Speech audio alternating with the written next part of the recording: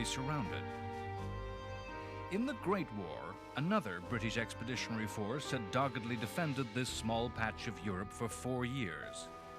In 1940, in just weeks, fast-moving panzer armies broke the British line, circled around to their rear and threatened to surround the British, denying them a way out by holding the Channel ports. The result would be that the entire army Britain had raised would be lost in mass surrender.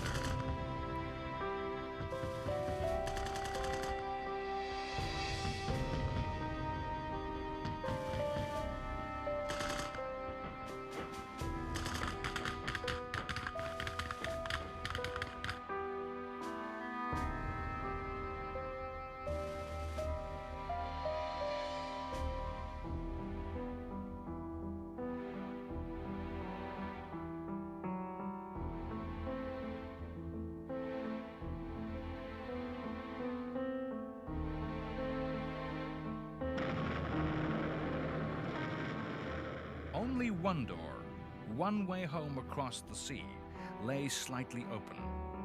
This was the French port of Dunkirk. The Royal Navy began to organize the army's escape. To close the trap, all the Germans had to do was take Dunkirk. The days between May 26th and June 3rd number among the most important in the history of the world. A point in the timeline of humanity where the actions of a single man, a single mind, a single will has a decisive influence on all that happens ever after.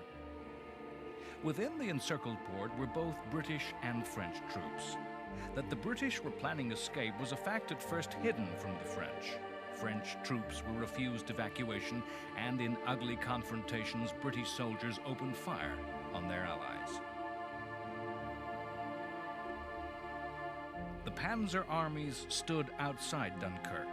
They had paused to reorganize, regain their formations and shape, and were ready to make the final assault on the port, their generals ready, eagerly awaiting the order to attack.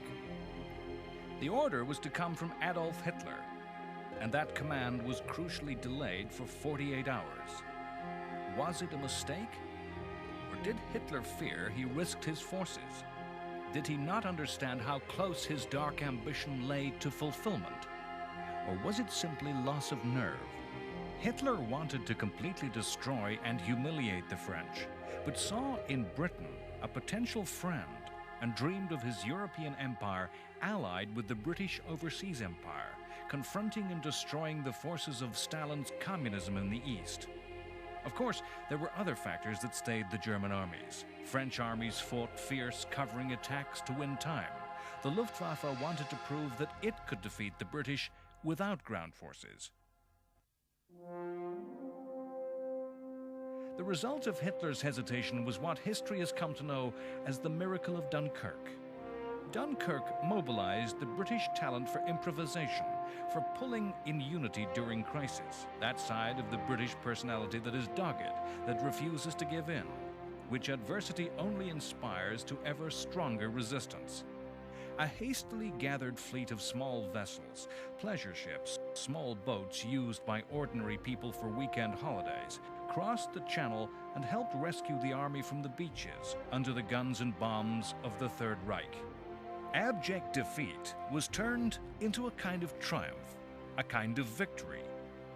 Of course, the ships of the Royal Navy were the central element of the effort in the saving of the army, but the lasting image is of civilians, ordinary people, of the man next door, volunteering to climb into tiny craft designed for pleasure on sunny days, crossing a hostile sea to save soldiers from exposed and open beaches under remorseless air attack. A total of 338,000 soldiers escaped over the sea. After the British, 100,000 French were taken. All heavy equipment was lost. Vast stores of artillery, transport, and tanks fell into German hands. Men even threw away helmets and rifles in escape. But helmets, rifles, and tanks can be replaced. Dunkirk turned crushing and humiliating defeat into a version of victory. Dunkirk was demonstration of the British will to endure and in the end prevail. Dunkirk was one of the events of the dark days of the war that gave the British people belief in their future. The possible course of history, had Hitler closed the trap, is stunning to contemplate. Britain would have had to surrender, the war might have ended, and the British Empire become ally to Hitler's tyranny and evil. With the escape of the British, in June, Belgium too capitulated and surrendered to the German occupation. With Nazi armies just 20 miles off sea from British territory, Churchill again repeated a message of defiance. In one of his most famous speeches, he once again took words and forged them into weapons. "We shall go on to the end. We shall fight in France. We shall fight on the sea and oceans. We shall fight with growing confidence and growing strength in the air. We shall defend our island, whatever the cost may be. We shall fight on the beaches. We shall fight on the landing grounds. We shall fight in the fields and in the streets. We shall fight in the hills. We shall never surrender." While Churchill issued forth with belligerent defiance, the role of Nazi victory continued. The campaign in Norway came to a close as that country surrendered on June 4th. Hitler's northern flank was secure, and Sweden, although neutral, was insulated from the war, secure from British interference, and falling firmly into the Axis sphere of influence. In France, the forces of Germany had turned south to deal with the French. The remaining soldiers were from the reserve divisions of the French army, poorly equipped, badly trained, and of low morale. It was an army that marched on foot, that Napoleon Bonaparte would have recognized.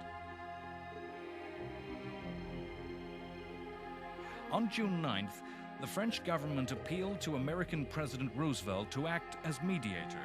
He refused, saying he could have no influence on European events. The next day, Italy entered the war. Mussolini's armies invading southern France.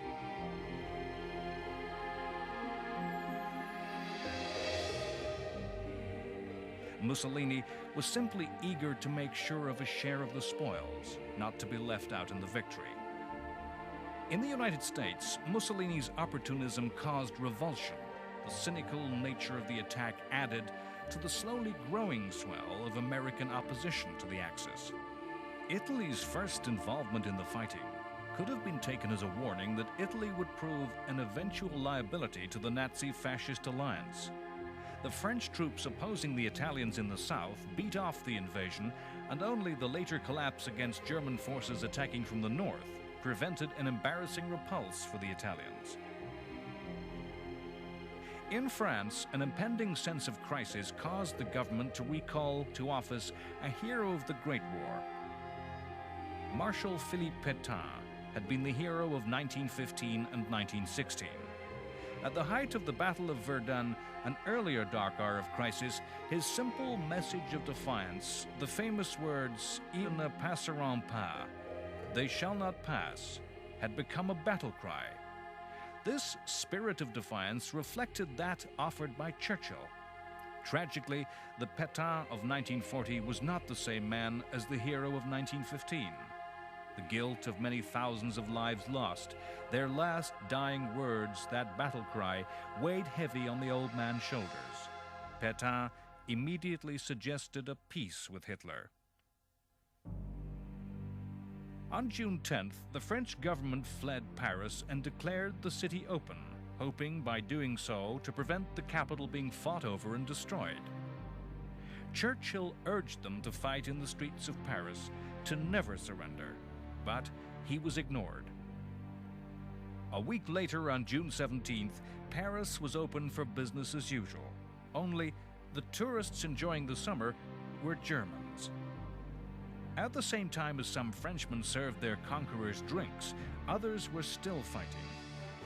Ironically, the Maginot Line had proved impregnable, secure until the very last. The Germans forced the French to sign the surrender in the preserved railway car that had seen the German capitulation in 1918. This was just one of a series of vengeful humiliations which Hitler was to inflict upon his enemy.